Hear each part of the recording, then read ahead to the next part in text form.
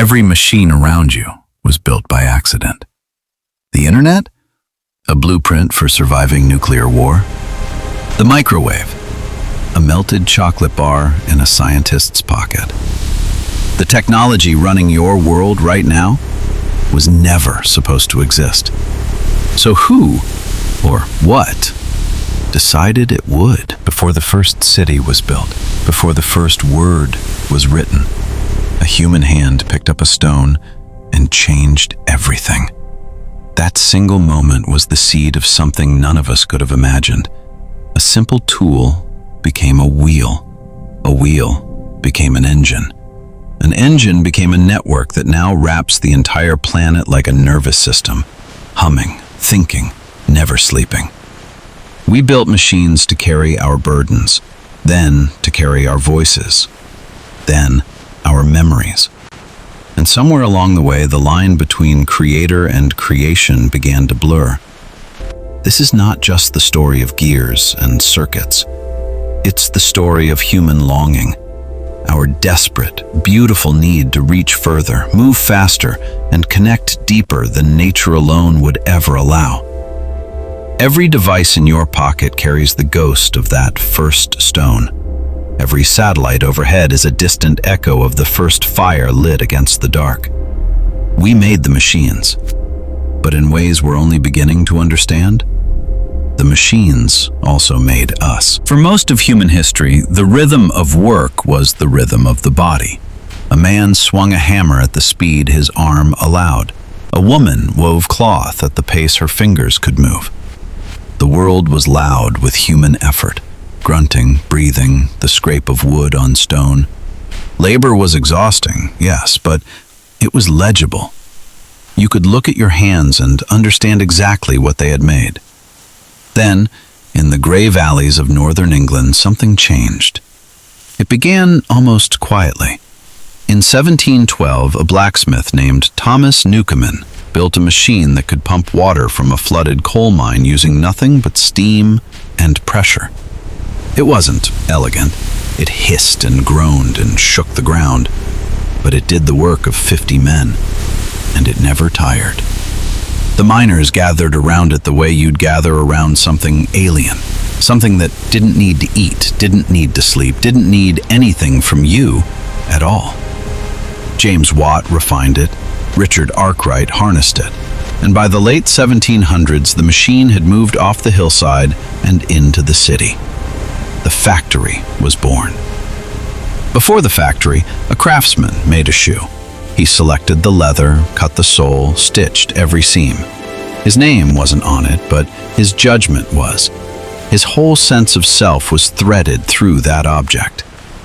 Then came the factory floor, and suddenly, a man didn't make a shoe anymore. He pulled a single lever. He turned a single bolt. Over and over. For 12 hours. For 6 days a week.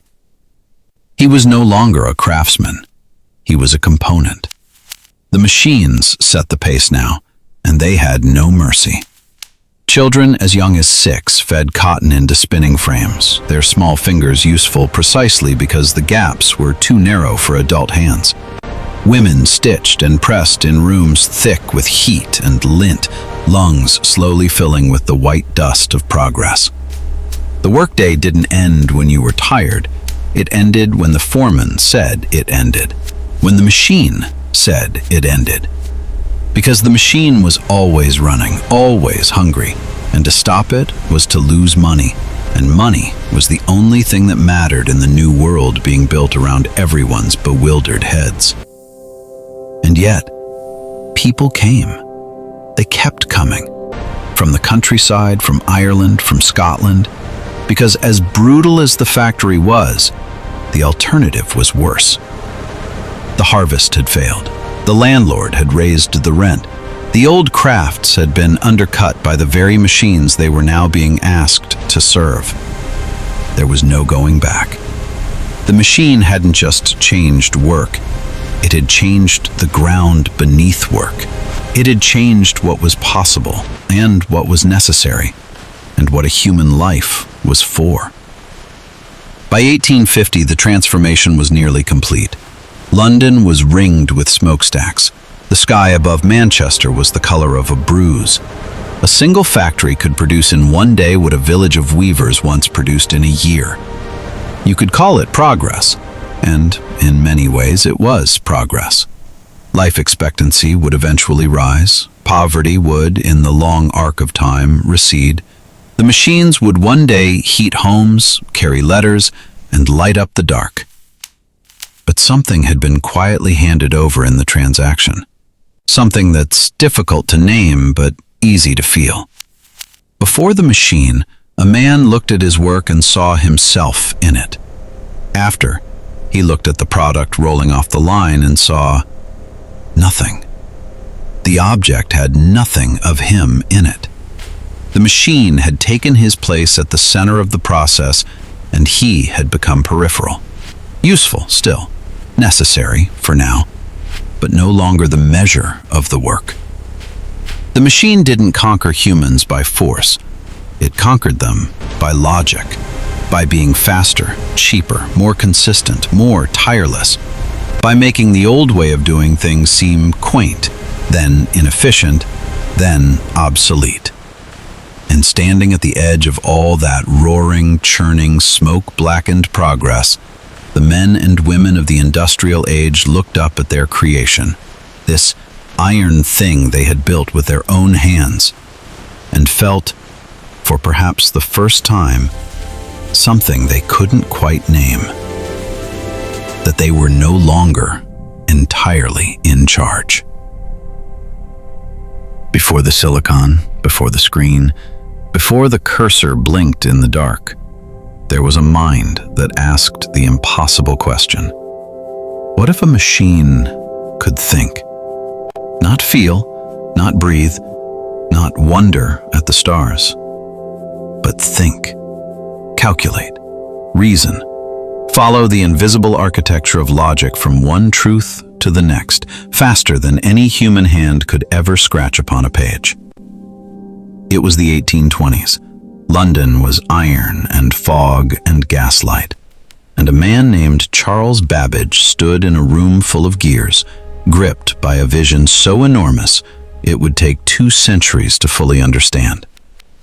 He called it the difference engine, a cathedral of brass and clockwork designed to compute mathematical tables without human error.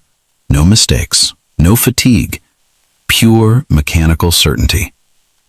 The government gave him funding, the machinists gave him their labor, and still, it was never finished. Not because the idea was wrong, but because the world wasn't ready for it yet. Babbage dreamed larger. He drew up plans for something he called the analytical engine, a machine with a memory, a processor, a way to be instructed. Not just a calculator, but the skeleton of every computer that would ever exist. Most people looked at his blueprints and saw metal. One person looked at them and saw the future. Ada Lovelace, daughter of the poet Byron, student of mathematics, a woman operating in a world that had no category for what she was. She saw something in Babbage's engine that even he hadn't fully articulated. She understood that the machine wasn't just for numbers. If you could encode instructions, if you could tell the engine how to behave, not just what to process, then the machine could compose music, generate patterns, solve problems no one had yet thought to ask. She wrote the first algorithm, the first set of instructions ever designed for a machine to execute. In doing so, she didn't just advance science. She invented an entirely new relationship between human intelligence and the tools we build to extend it. She called it a science of operations. We call it programming. A century passed, wars came and rewrote the world, and in 1936, a quiet, extraordinary man named Alan Turing asked the question again. Differently, deeper. He imagined a machine of pure abstraction, a tape, a head, a set of rules. Simple, infinite, capable of computing anything that could be computed. On paper, he built the mind of every machine that followed.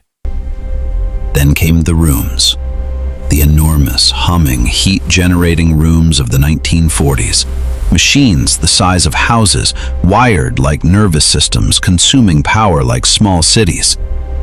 ENIAC, Colossus, metal giants blinking to life, reading punch cards like ancient runes, performing in seconds what took human mathematicians months. The age of computing had begun.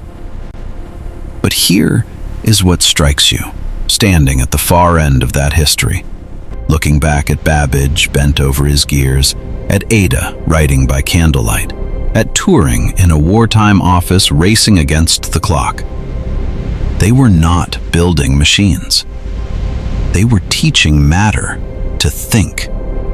They were threading logic into copper and steel the way earlier centuries threaded meaning into stone and stained glass, building something that would outlast them, something that would grow beyond anything they could have imagined, something that today sits in your pocket, rests on your desk, speaks back to you when you ask it questions in the dark.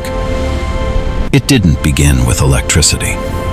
It began with the audacity to believe that intelligence, the most sacred, mysterious thing we knew, was not magic.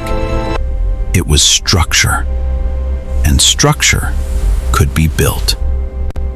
The first dream of thinking machines was dreamed by humans who refused to accept the limits of the human mind. We have been waking up to that dream ever since.